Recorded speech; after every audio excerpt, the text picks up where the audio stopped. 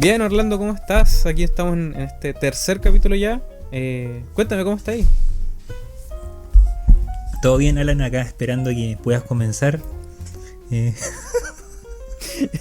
No me quemes. No me quemes. Sí, me cuesta empezar, es un problema. Pero aquí estamos. Y ahora sí. Estamos empezando y emocionado después de... Nos pasan cosas siempre que grabamos capítulos, que queremos grabar capítulos, sobre todo yo. Soy el problema de la coordinación. Pero con todo el esfuerzo del mundo estamos aquí, con este día que está bonito aparte en Osorno, para poder grabar online. Perfecto, qué perfecto. Sí, está un día extrañamente soleado. Así es. Pero se agradece. Sí, después de todos los días de lluvia que tuvimos. Sí. Así que vamos al grano directamente. Hoy día vamos a conversar de un tema. Pasamos de la esquizofrenia al narcisismo. Y no estoy hablando de los capítulos, sino de nosotros. Y ahora nos toca el TAB, trastorno bipolar. Ahora vamos para allá. Trastorno afectivo bipolar. Cuéntame. Para conocer un poco del TAB, el trastorno bipolar, la bipolaridad, hay muchos tipos de nombres. Vamos a ir directamente a eso, como a qué nos referimos o cómo definimos también este trastorno. Ya, bueno, siguiendo el espíritu de los capítulos anteriores, vamos a intentar como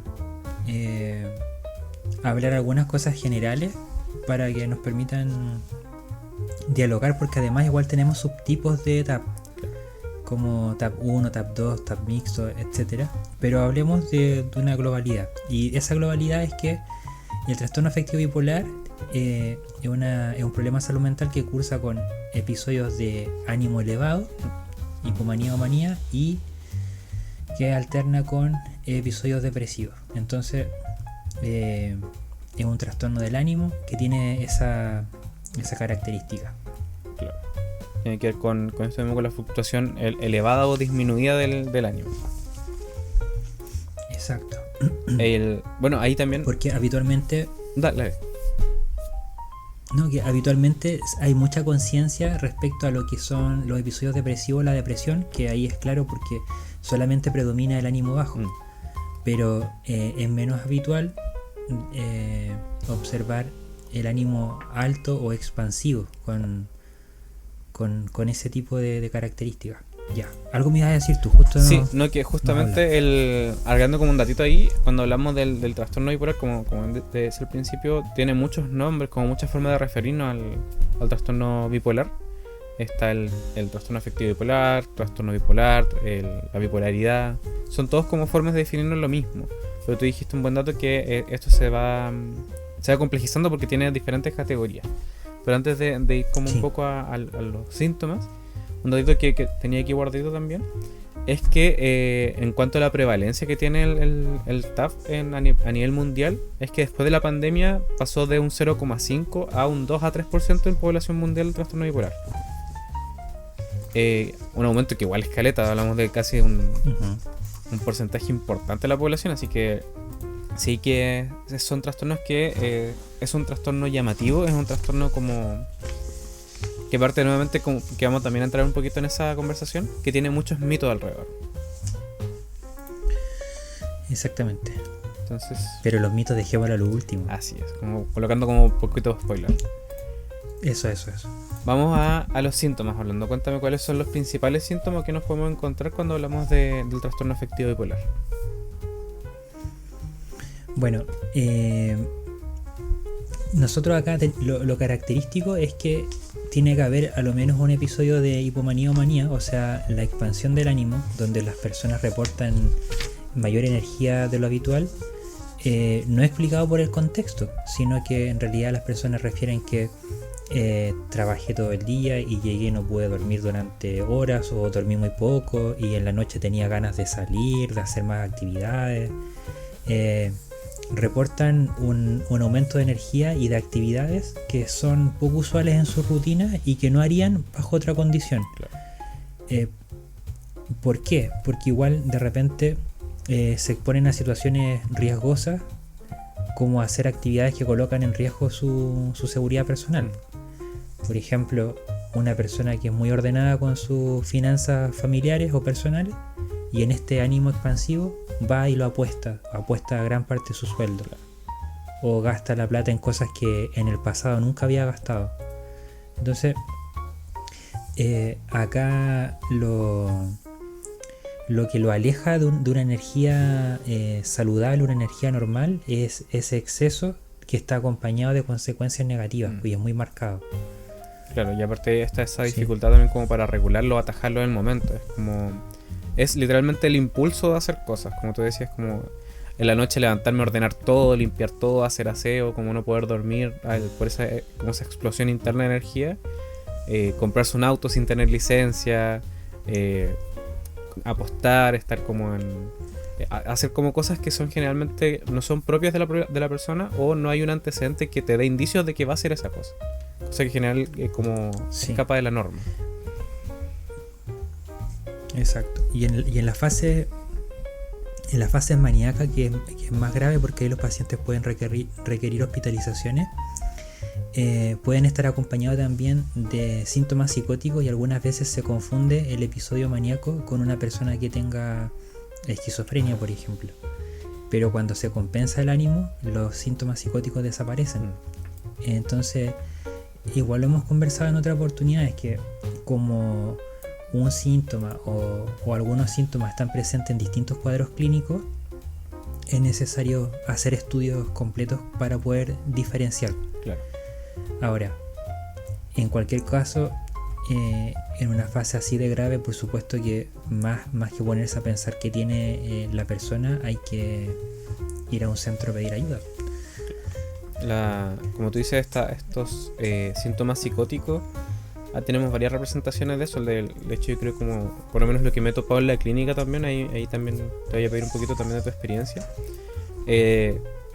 Algo que es como transversal, que no he atendido tanta gente con trastorno bipolar, pero el parcito que atendí, era muy frecuente el tema de, no sé, ver sombras, por ejemplo, estas sombras, que es sensación de perseguido, de que te persigue una sombra, o sonidos externos, ¿verdad? Que son síntomas como alucinaciones de alguna forma mucho más suaves, mucho más, a diferencia de otros trastornos específicos donde la psicosis ya es más propia del trastorno. No sé con qué cosa también tú te has topado en la clínica.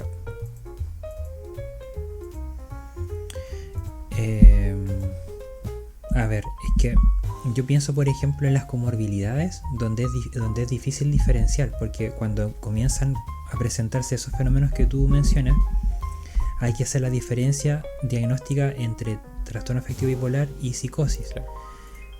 Y por ejemplo, en el caso de la hipomanía, que hablamos de un aumento energético, pero no tan marcado como la manía, sin compañía de síntomas psicóticos, por ejemplo, ahí ya tenemos una distinción. Que en el caso, por ejemplo, de las fluctuaciones de episodios depresivos con hipomanía, no necesariamente requieren hospitalizaciones, versus el trastorno afectivo bipolar con manía, en fases agudas, pudiera ser necesario requerir hospitalización. Bueno, y también tenemos, que igual lo conversamos en algunos capítulos, la necesidad de diferenciar con cuadros borderline, donde también presentan micropsicosis o episodios breves con síntomas psicóticos. Bueno, eso es lo interesante de la clínica, que hay de repente muchas expresiones iniciales que pueden ser parte de diferentes diagnósticos. Claro. Y ahí también se va muy de la mano lo que decimos casi todos los capítulos, de por qué es importante no tomar esto como una guía de autodiagnóstico, porque finalmente hay sintomatología que es compartida por diferentes trastornos, y como decimos también casi todos los capítulos, una persona que presente un trastorno en particular no es la misma forma que lo presenta otra persona. Entonces ya no solamente hay diferenciación dentro del mismo trastorno, sino la sintomatología que comparte con otros trastornos. Exactamente. Y de hecho también tenemos una manifestación interesante, que son los trastornos afectivos bipolares con episodios mixtos, donde la expresión depresiva y hipomaníaca o maníaca se entrelazan. Así que de repente, claro, está el impulso energético, pero con un ánimo muy irritable. Y una irritabilidad marcada también se puede considerar como un criterio de un trastorno anímico. Claro. Y aparte, el solamente pensarlo ya suena incómodo. Es sentir como que está el ánimo bajo y aparte está energizado. Entonces, es como estar con sueño tomando una Red Bull, básicamente. Es como la forma más absurda de explicarlo. No, pero está bien para que uno se intente hacer como una imagen cuando como lo incómodo que es para la persona que lo padece. Cómo funcionar tu rutina cotidiana con esa pugna interior. Es difícil. Literalmente son dos camiones enfrentándose y haciendo así. Que son sensaciones diferentes, son sensaciones que se siente como llevar ropa incómoda, se siente como andar con un ánimo incómodo, que es difícil explicar porque no sabes si estás triste, enojado o frustrado, y al mismo tiempo no sabes si tienes energía o simplemente quieres hacer cosas, y las cosas que quieres hacer no salen como quieres, y las cosas que quieres hacer no funcionan, y tú tampoco sabes qué te pasa. Entonces es un cúmulo de dudas e incomodidades que te vas sintiendo. También, por eso el mixto también suele ser tan llamativo, porque esclarece justamente esta incomodidad de la persona y la dificultad de decir como no sé qué me pasa, no sé cómo definir mi estado de ánimo. Exactamente. Pero también está ese reporte de yo no soy así, habitualmente esto no me pasaba, o por ejemplo, quiero descansar, quiero llegar a dormir a mi casa y no puedo. Claro. Tengo que levantarme a hacer cosas de la casa, etcétera. Entonces, sí. En algunos casos incluso puede mostrarse como algo caricaturesco, pero en realidad hay harto sufrimiento detrás de eso. Sí, de todas maneras. Por más energía que haya. En cuanto a los episodios depresivos, también te quería consultar como las características son comunes o transversales en relación con los trastornos depresivos, o hay algo en particular que haga los episodios depresivos del trastorno bipolar como que lo haga particular del trastorno. No, sí, en realidad lo particular de esto es que existe esta fluctuación entre episodio depresivo y episodio con aumento de ánimo. Ahora, ¿qué podríamos agregar para pensar la complejidad de estos cuadros? Que en el episodio, en la depresión mayor, también pueden existir síntomas psicóticos y también se puede requerir hospitalización. Entonces, para los dos polos, ya sea para un ánimo exaltado, ánimo elevado o bajo ánimo, también puede haber esa presentación de síntomas psicóticos en ambos casos. Y en ambos casos, cuando tenemos, por ejemplo, casos graves agudos, ya sea bajo ánimo, depresión mayor con síntomas psicóticos, requiere una intervención de urgencia, así como lo dijimos antes, en el ánimo maníaco lo mismo. Claro. Bueno, y ahí también como para agregar que no sé, también se lo voy a agregar después, pero me acordé justamente con lo que decía. Algo que igual tiene que ver con las fases mixtas y, bueno, dependiendo del tipo de bipolaridad, es que cuando el ánimo está muy bajo y está energizado, y también es peligroso, es muy peligroso, porque recordemos que la sintomatología del trastorno de esta sintomatología depresiva puede producir pensamientos de muerte, puede producir ideación suicida, y generalmente una detención propia de la depresión es la baja energía para hacer cosas, la baja energía para llevar ideas a concepción, pero cuando está energizado ese pensamiento se convierte en un peligro más grande. Y de ahí la importancia de pensar los tratamientos de estas patologías como tratamientos integrales, donde a lo menos exista farmacoterapia con médicos psiquiatras y psicoterapia con algún psicólogo. Sí. Porque una cosa es regular la sintomatología aguda a través de la intervención farmacológica, pero otra cosa es cómo las personas van ordenando las ideas, van comprendiendo lo que están vivenciando y cómo van ordenando también lo que significa estar en tratamiento, y ajustar las expectativas, ajustar también lo que viene para cada vida personal. Claro. Entonces, claro, de repente suele ocurrir que pueda haber mucha energía o una compensación de los síntomas más vistosos que es rápida, pero siguen estando presentes por un tiempo ideas que son peligrosas para la persona.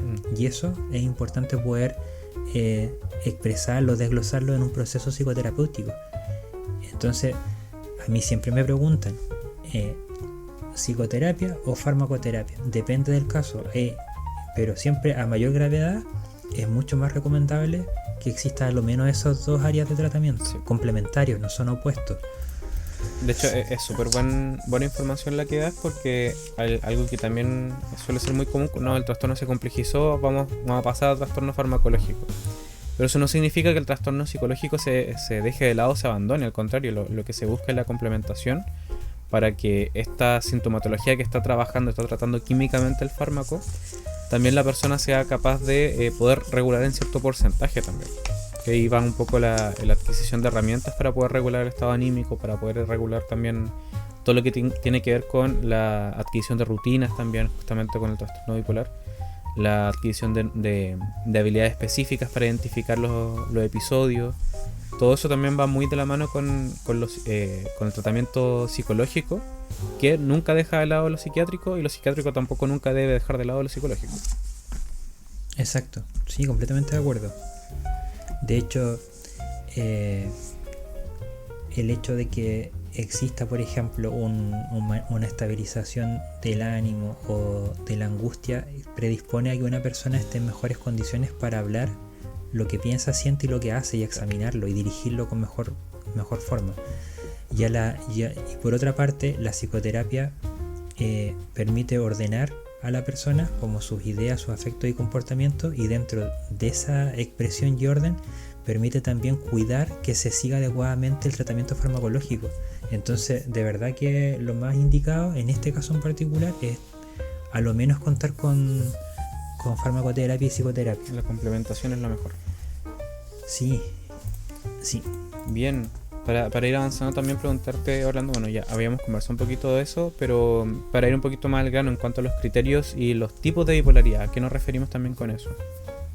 No, es que ahí, más que nada para nosotros, para los equipos de salud mental, que se diferencian, por ejemplo, en tipo 1, tipo 2, mixto. Claro, eso. Y también en otro momento habíamos hablado de cómo se diferenciaban también los episodios depresivos con otros trastornos que tienen el ánimo bajo, Uh-huh. pero que no son considerados depresión, pero son similares, como la distimia, la ciclotimia, que esos son como otras expresiones, pero de la depresión. Claro. Sí. Bien. Bueno, ahí como tú decías, está el tipo 1 y el tipo 2, que si bien ambos dos son parte del trastorno bipolar, la presencia de episodios maníaco o hipomaníaco o el trastorno o de episodios depresivos, la prevalencia de uno sobre otro genera la diferencia entre tipo 1 y tipo 2, como grandes rasgos. Claro, es que, por ejemplo, cuando hablamos de... a ver, lo primero que tenemos que saber es que no basta con que una persona tenga un episodio depresivo para pensar en bipolaridad. Tiene que existir la presencia en algún momento de un ánimo expansivo. Eso es lo principal para que las personas que nos escuchan no se confundan, y si se sienten deprimidos o han acompañado a alguien así, no se confundan. Eso es lo más característico. Pero como te decía, lo otro, si es tipo 1, tipo 2 o si es mixto, eso mejor dejémoslo para nosotros. Bien, vamos a también como a conocer un poquito como que eso igual pasa mucho como en típicas preguntas de trastornos mentales o sintomatologías mentales. ¿Cuál es el origen o qué factores o causas tienen que ver en cuestión de la bipolaridad? Que podemos hablar de eso, de causas. Bueno, acá tenemos muchas opiniones diversas, porque por una parte está lo que más habitual se señala es que es herencia genética, herencia biológica de la familia. Pero también siempre participa el ambiente en cómo se presenta un problema de salud y en cómo se mantiene. Entonces hay que darle importancia a ambas cosas. Claro. Ambas cosas. Pero si nos vamos, por ejemplo, a las guías clínicas, a los manuales típicos, habitualmente aparece que sobre todo el trastorno afectivo bipolar tiene un componente genético bien alto. Sí. Sí. Ahora, como te digo, también hay que dar paso a pensar los factores ambientales que predisponen a una persona a presentar problemas de salud mental y a mantenerlo, el contexto, todo lo que el entorno psicosocial. Que eso igual influye en los pronósticos. Claro.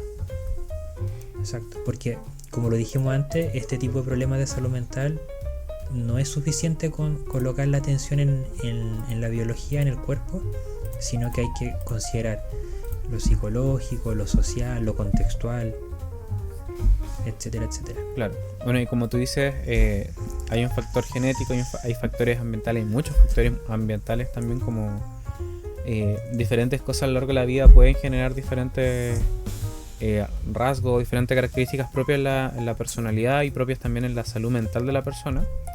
También hay características biológicas como lo bioquímico, pues ahí hablamos también de que se trabaja mucho el estudio sobre de que la bipolaridad también tendría un origen bioquímico en base a los desequilibrios neurotransmisores como la noradrenalina, la dopamina, la serotonina. Pues eso, justamente los fármacos que tienen que ver con estos trastornos van justamente relacionados con la recaptación de estos neurotransmisores. Exacto. Bueno, y cuando uno quiere irse en pensar los fundamentos de los problemas de salud mental, uno también puede pensar, por ejemplo, si son las características psicológicas que empujan a un desbalance bioquímico o es el desbalance bioquímico que generan ideas que son patógenas y que colocan en riesgo a la persona. Claro. Y esa discusión de fundamentos puede ser muy interesante, muy extensa, y no es el foco de nuestro podcast, pero sí me interesa plantear que solamente solamente la causa limitada a la biología no es la única manera de entenderlo. Claro. Por ejemplo, bueno, también existen teorías psicológicas que buscan explicar cómo se producen en el caso a caso los problemas de salud mental. Son niveles de comprensión, ¿no? Tenemos un nivel biológico, psicológico, un nivel también social, que puede aportar algo respecto a cómo se generan los problemas de salud mental en una época, por ejemplo. Claro, y aquí justamente con los estudios y el avance también que ha tenido el análisis de la salud mental y los trastornos que refiere como en cuanto a la mentalidad y al nivel químico que tiene, nunca la idea dentro de la discusión es entender que uno es causado por otro, porque primero es dificilísimo, tendría que estar evaluando a una persona toda la vida para decir como ya tuvo un desequilibrio y empezó a mostrar síntomas, o tuvo una causa ambiental y empezó a mostrar un desequilibrio. No tiene sentido porque tampoco llevas a ningún lado justamente con eso. No es una pregunta tipo que viene primero la gallina o el huevo, sino que, como tú dices, son formas de entender una misma patología. Sí, y una de las cosas, por ejemplo, del área de la psicología que contribuye mucho a pensar esto de manera equilibrada son las teorías del apego. Las teorías del apego, por ejemplo, en los estudios longitudinales de niños maltratados muestran cómo, por ejemplo, personas que nacen con el sistema nervioso central sanito, sin ningún problema en el tejido neuronal, en la estructura, en la conectividad ni nada, cuando son expuestas a estresores asociados a la negligencia y malos tratos, esa conectividad y ese funcionamiento del sistema nervioso se ve alterada. Entonces tenemos ejemplos de cómo el ambiente deteriora el funcionamiento del sistema nervioso central, y tenemos al revés la otra línea, cómo ciertas personas, producto de la herencia, están predispuestos a generar la aparición más temprana de algunos problemas. Claro. Y bueno, y eso hay que verlo en cada usuario. Sí. A mí yo prefiero en eso ser bien, ¿cómo se llama? Es como no casarme ni con lo biológico y no casarme con lo psicológico. Mejor descubrirlo en cada persona. Claro. Sigue siendo una discusión igual entretenida. Me gusta mucho como el análisis como de estos casos, como tú dices, casarse con uno tampoco aporta mucho tampoco al tratamiento de la persona, sino como sí o sí va a necesitar, como decíamos, tratamiento farmacológico si el trastorno arraiga muy, muy grave o se va complejizando. Y sí o sí va a necesitar tratamiento psicológico y ojalá tratamiento ambiental también, lo que tiene que ver con la adecuación del contexto de la propia persona. Entonces, independientemente de cuál sea el origen, va a necesitar trabajar con todo eso igual. Exacto. Y aunque un terapeuta sea porfiado, por ejemplo, si un terapeuta cree que va a curar todo o ayudar todo con psicoterapia, van a haber casos que no va a ser así, y a la inversa también. Sí. Hay cosas que no es suficiente la farmacoterapia sola, así que Exacto. es mejor pensarlo combinado cuando corresponde. De hecho, vamos igual por esa lógica. Vamos a explorar un poquito más también lo que refiere en qué consisten los tratamientos de este trastorno. Sí. A ver, bueno, ya hemos señalado que está la posibilidad de la psicoterapia individual junto a la farmacoterapia, pero también, por ejemplo, hay intervenciones psicosociales que son útiles, como la psicoterapia grupal, los talleres. Hay dispositivos que, cuando se agrupan a las personas cuando comparten un diagnóstico, pueden tener sesiones conjuntas de psicoeducación, por ejemplo, que enseñan un poco a comprender qué son características propias del problema de salud y qué son los cuidados básicos que tienen que tener. Y de repente trabajarlo en grupo, igual las experiencias de cada usuario, cuando son buenas y son compartidas, enseñan también a los pares a cómo ir saliendo adelante. Claro. Entonces tenemos psicoterapia individual, la farmacoterapia, pues, los talleres psicoeducativos, la psicoterapia grupal. En algunos casos es necesario incluir a la familia para optimizar el apoyo y cuidado de las personas, sobre todo en fases agudas. Y para su suerte, Don Alan lo que tiene más evidencia es las terapias cognitivas-conductuales. Y yo, aunque no tenga ningún dato, ningún número para ofrecer, nada más que una promesa. Una promesa y una razón. La psicoterapia digo que la psicoterapia psicodinámica también ayuda en los trastornos del ánimo. Claro. Ahí tengo puros casos clínicos que mostrar nomás. Por experiencia nomás. Claro. Ahí con lo que tú dices me quedo mucho también con la idea del tratamiento junto con la familia. Ahí tiene mucho que ver. No solamente que es un trastorno que impacta a la gente que está alrededor, sino también cómo concientizar a la gente que está alrededor que no es que, nuevamente, no es que la persona quiera ser así, no es que la persona, porque nuevamente puede presentar mucha agresividad también el trastorno bipolar, o este bajón de ánimo importante, o este nivel aumentado. Si vivimos con personas y me despierto a la 1 de la mañana porque mi hijo o porque mi pareja está trapeando con cloro todo el baño, toda la cocina, en un horario inadecuado, en un momento inadecuado, es extraño. Entonces tengo que también saber qué se debe, tengo que también saber yo qué hacer como familiar, y tengo que empezar a concientizarme de que esta es una realidad también que tiene que ir trabajándose con el tiempo, y yo tengo que participar de manera activa en esto. Exacto. Bueno, estaba mirando acá mi torpedo que tengo para hablar contigo, Alan, y una de las terapias que tiene buenos resultados, además de la cognitiva conductual, la psicoanalítica, es la interpersonal en los trastornos del ánimo, que también aparece señalada en las guías clínicas de distintos lugares. Claro. Y justamente a propósito de eso, de cómo interactuar y cómo usar las interacciones como factor protector, en realidad, que no se deterioren y no se pierdan.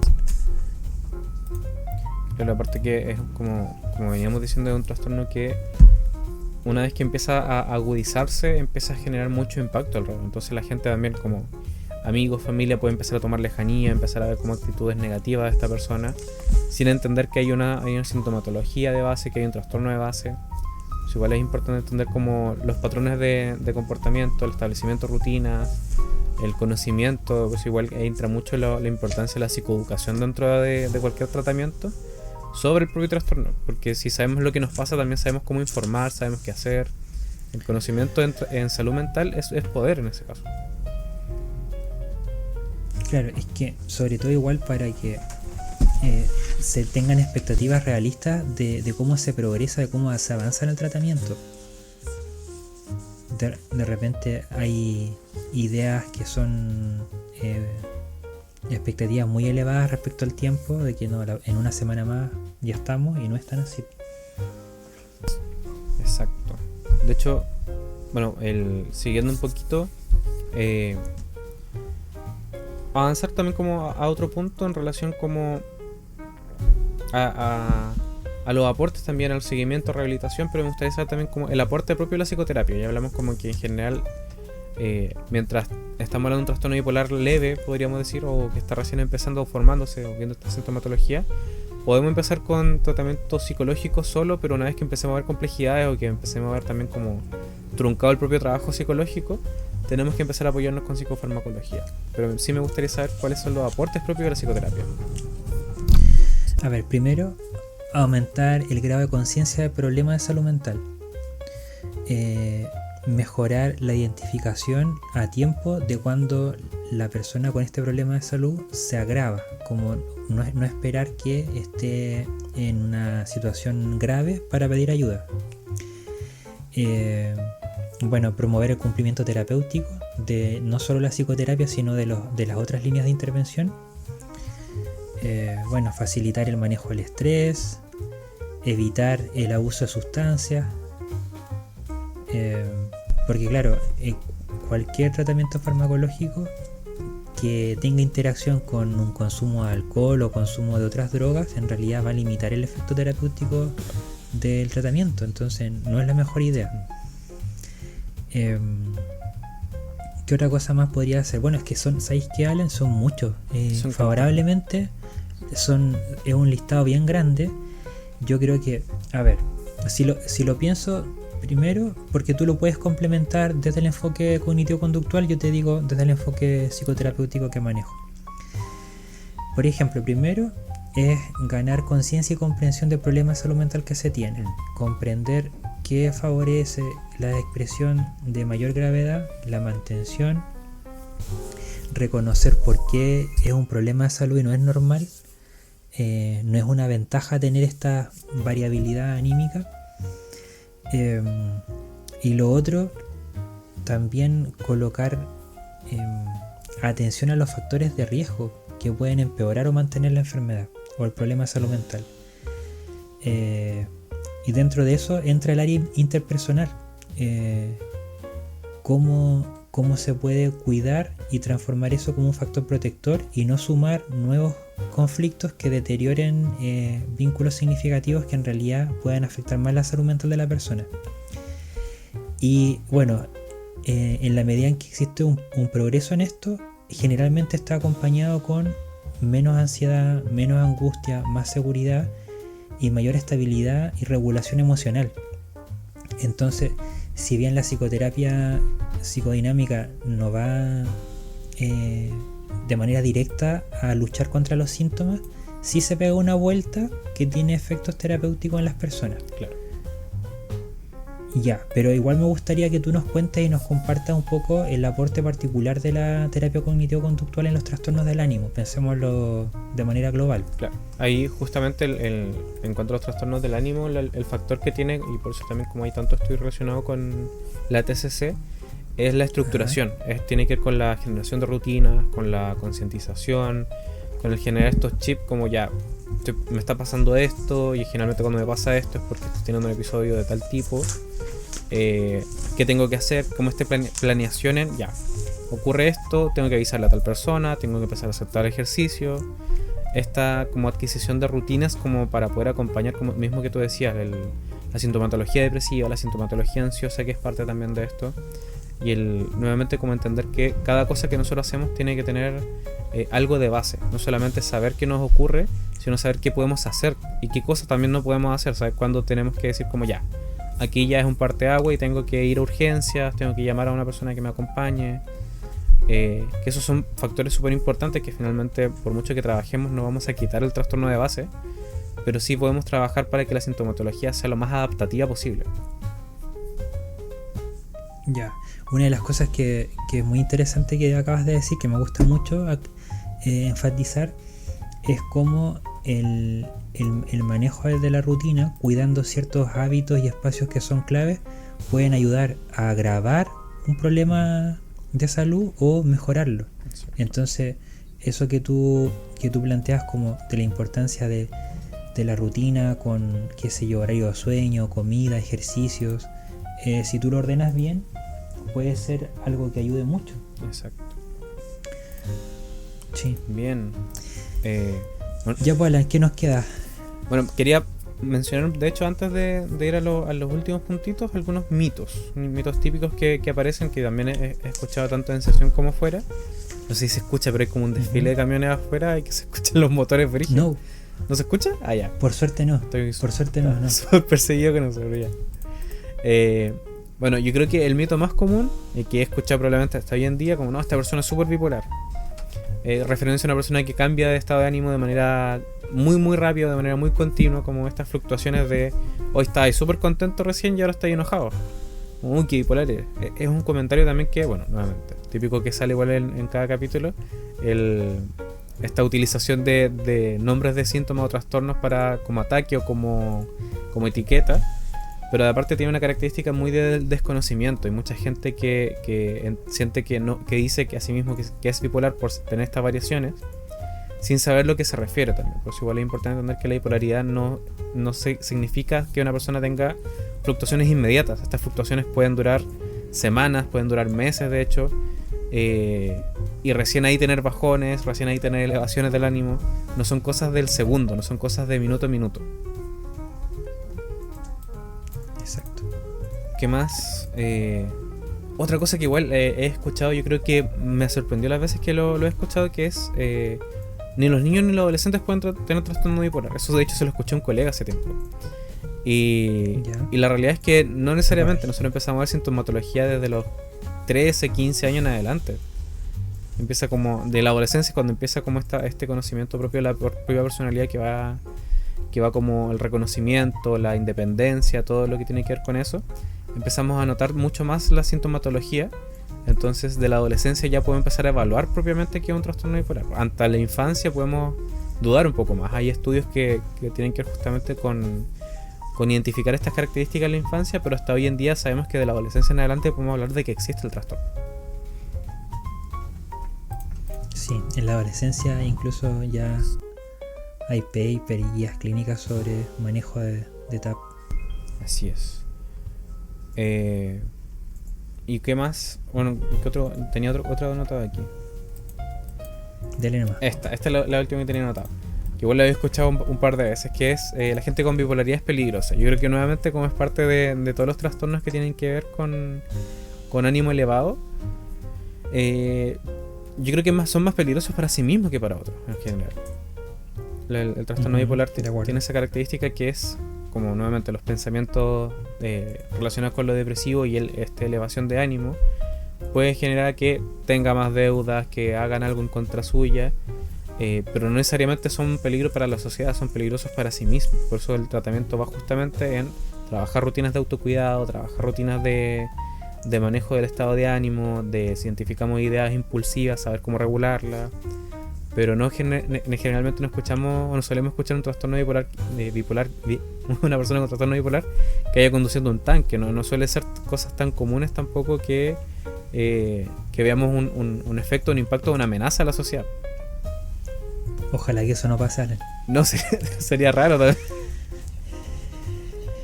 Ojalá que no, vale. Solo le pido eso. Muy bien. Sin tratamiento no. Sin tratamiento por lo menos no. Bueno, en realidad en ningún caso sería bueno que se manejen tanques. No, creo que no hay ningún trastorno que yo recomendaría sobre un tanque. Ni a mí. No a ninguna persona, sí, si ¿no? Eso no debiera existir. Y bueno. antes de ir a la última también preguntita, mencionar también como otro dato importante, que el día de concientización del trastorno afectivo bipolar es el 30 de marzo, y que es un día que a mí me gusta mucho en particular porque justamente se celebra o se conmemora, también se celebra en general, porque es justamente el día si mal no me equivoco, el fallecimiento de Vincent Van Gogh, que es un personaje que se ha estudiado mucho en cuanto a sus pinturas, en cuanto a las notas que hay, que es una persona que lo más probable es que haya tenido ese trastorno en su vida. Y cuando revisamos las pinturas, revisamos su historia de vida, cómo él expresaba sus propias cartas también, que hablaba con tanta con un amor casi como muy muy profundo, un amor difícil de controlar, y de repente una tristeza y una desvaloración muy grande consigo mismo, nos da a entender también cómo ese trastorno tiene características muy muy particulares, pero sobre todo yo siento que algo que igual es importante justamente en ese día, justamente con este personaje, que es algo que igual conversamos nuevamente, no hay ningún trastorno, hay trastornos que son incapacitantes cuando van subiendo de gravedad, pero no hay ninguna persona que sea menos válida por tener un trastorno.